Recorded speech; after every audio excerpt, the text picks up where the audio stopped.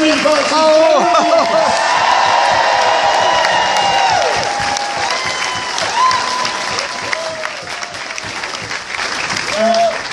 Politicians feeling the love. It must be a wonderful experience. We're trying to work out who got the biggest cheer. It was cumulative. Let's say it was cumulative. It was. But and why that's important. Yeah, and first of all to say, I know there's a lot of people here today who are not from London. I just want to say that. I was on the train. Yeah, Wales! From Sheffield, from Nottingham, from all over the country, and we are going to take this campaign. Wales! Norwich! Were they on the train as well? Or? They want to come back on the train.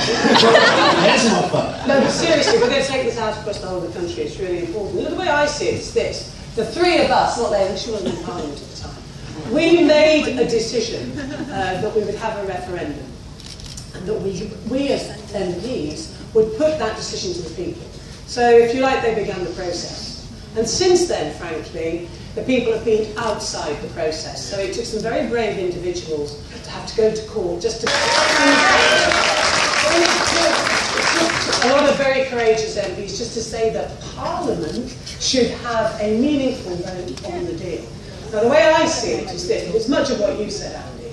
As Brexit unfurls and people see the reality of it, the £350 million that isn't going to the NHS, but also this, for the first time ever, I think, in any country's history, you actually have a government that said to people, we're about to embark upon a course. In other words, a set of Brexit negotiations, which on whichever way you cut it, whatever deal comes out, you, your children, your grandchildren, will actually be less prosperous than you are now. This is really bad and serious stuff. And you're right when you say a lot of people are getting fed up. But the reasons that a lot of people are getting fed up is because they're worried and they're frightened. And I think the best and the right thing to do is to now put it back to the people and say, you now vote on this deal on behalf of 65 million people who have a right to a people's vote. What to do in this campaign is we're going to follow those wise words of Michelle Obama. When they go low, and dear God, have they gone low? Because that expression is actually used about our judges. And our judges sometimes get it wrong, but overwhelmingly they get it right. And they actually are the champion of people's rights in our country. That was a very low moment in this country's history. And you talked about people being bullied, and Patrick did as well. And this is what has happened. But we are not going to do that. We are not going to engage in the language, the appalling abuse that so many have suffered. We will rise above that. But we will go out to the people. We will do some of the brilliant campaigning work that's already been done. But we will take it across the whole of our country, engage with people, have the discussion, have the debate, explain what Brexit now means as we see the reality of it. And if we all do that, we can win this. We can win a people's vote. Has been created by the 2016 referendum? Well, and first of all, thanks Andy for comparing today. I only had to come from round the corner, so it was... Well, I'm from Lambeth. We scored the highest Remain vote in the country. And I'll tell you, one of the things that infuriated my community, but so many others, was the way in which those who voted for us to stay in the European Union in 2016 were smeared as some liberal metropolitan elite.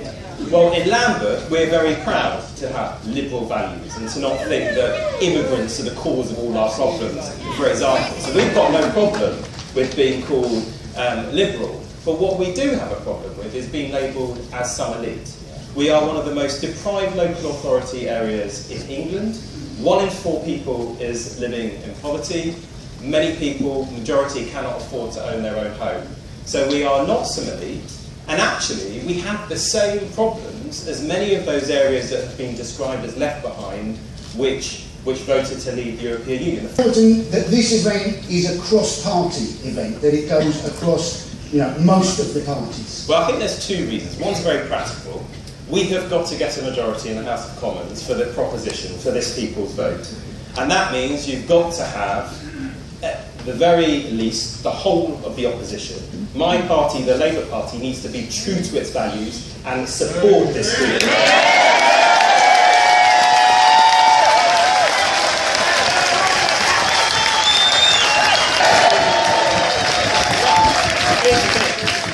The cross-party element is we need more Conservative members of Parliament to be as brave as Anna and many others who defied the whip and put their country.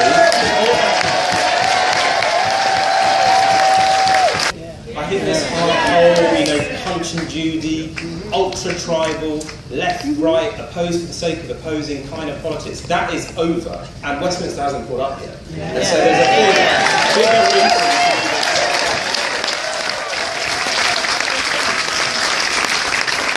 The grassroots, the people on the ground, how important is that to the campaign? I think it's absolutely vital. I should say I'm a brand new MP. I was elected just last June. And I was elected. Let me tell you how that happened. We overturned a massive majority because people in my constituency got together, cross-party, worked together to make that happen, to starve Theresa May of her hard Brexit. And that's what we ended up doing in this country. So it is entirely possible. The only thing that stops us is we've got to believe. And every single person who's here, I challenge you, don't just be here. When you leave, do something, tweet something. Moving on to you, this idea, we've seen obviously the will of the people in this room, this idea that a people's vote is somehow against the people. Can you take us further with that idea?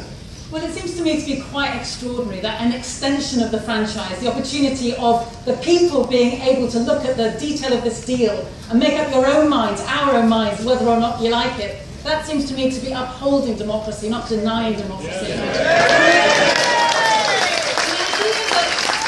that the will of the people is some kind of fixed thing that you could never change your mind, that would mean if you'd ever voted one way in the past, you could never change your mind. That's just crazy. You change your mind when you get more information.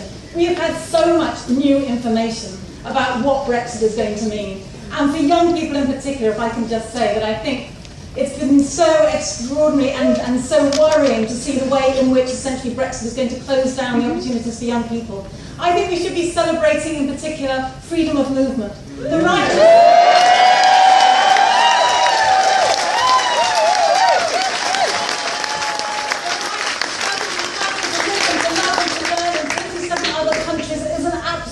precious and wonderful gift. We should be celebrating it, not closing it down.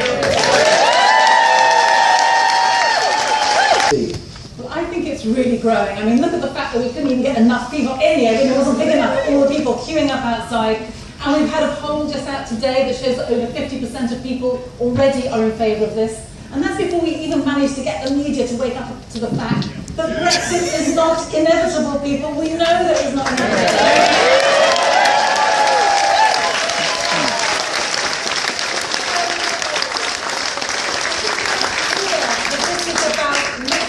The detail of the deal, then I think there's a huge appetite for that. And I think there is because people care about some of the issues that are at stake here. And just to mention one more that's close to my heart, Patrick spoke about it so beautifully, but the issue of peace in Northern Ireland.